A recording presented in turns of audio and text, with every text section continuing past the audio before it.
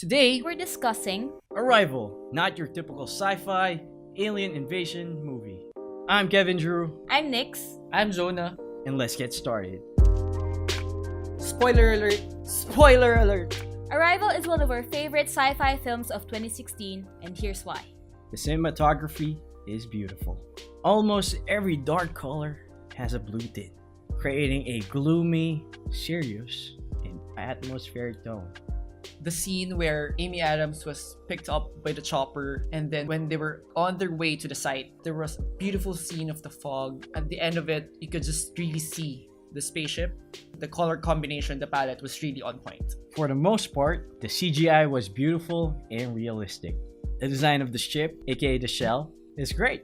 The interior of the shell, great. Although, Amy Adams' CGI hair was not so great. This is not your typical sci-fi alien invasion movie where aliens come to Earth and want to conquer or destroy our planet. There's not much action, not much explosion, but the surprise, especially towards the end, will keep you in awe and will keep you thinking about it for quite some time. The aliens actually want to help the humans, and the plot is more focused on how we communicate with the aliens. It's an intelligent science fiction movie, and it's about how humans react to an extraterrestrial arriving to Earth. Hence, Arrival. The message was really on point regarding communication. Having an open communication right now is really essential.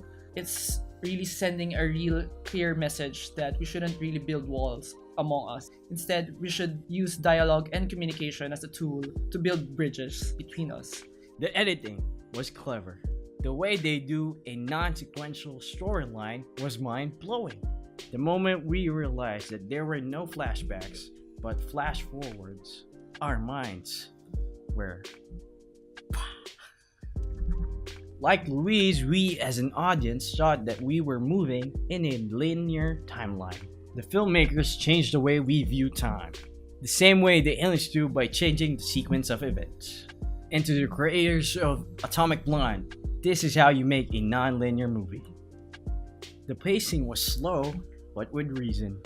A fast cut-to-cut edit makes a video less realistic, because the transitions from scene to scene looks faster than in real life. In Arrival, the transitions from scene to scene were slow but complete. This makes the movie feel more realistic. We all thought that the first scene, which is a montage of Louise with her daughter, was a flashback, but we find out throughout the movie that it was actually a vision from the future.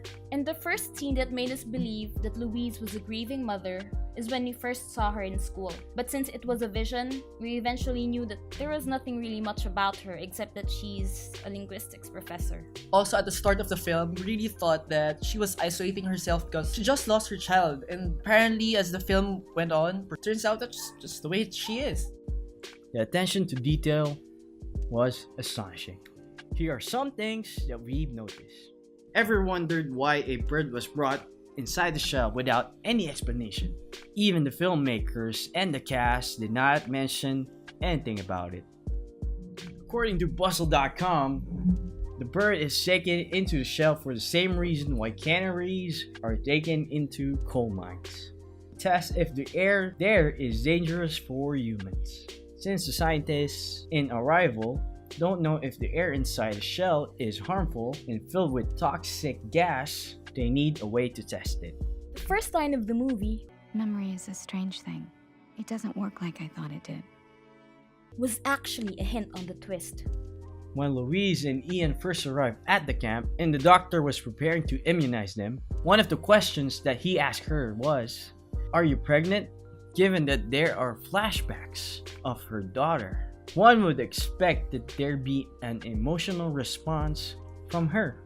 But Louise answered quickly with an effortless no.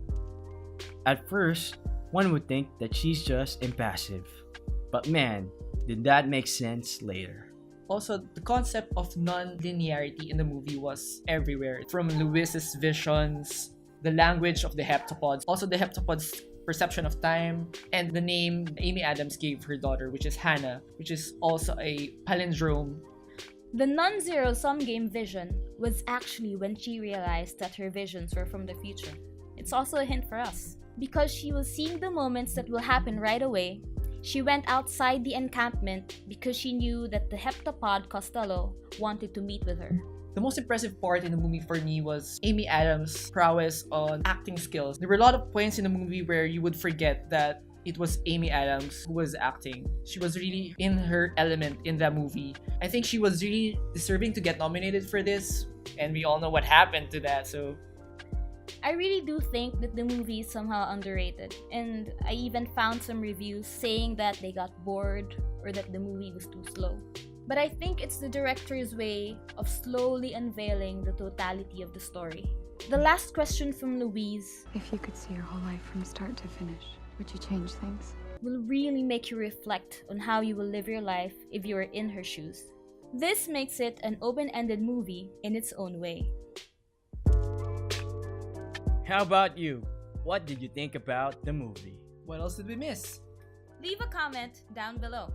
Next week, we will be discussing Logan Lucky and Ocean's 11. So, if you haven't seen them yet, I encourage you to watch them both. So that you can join in on the conversation. Until then, see you next week.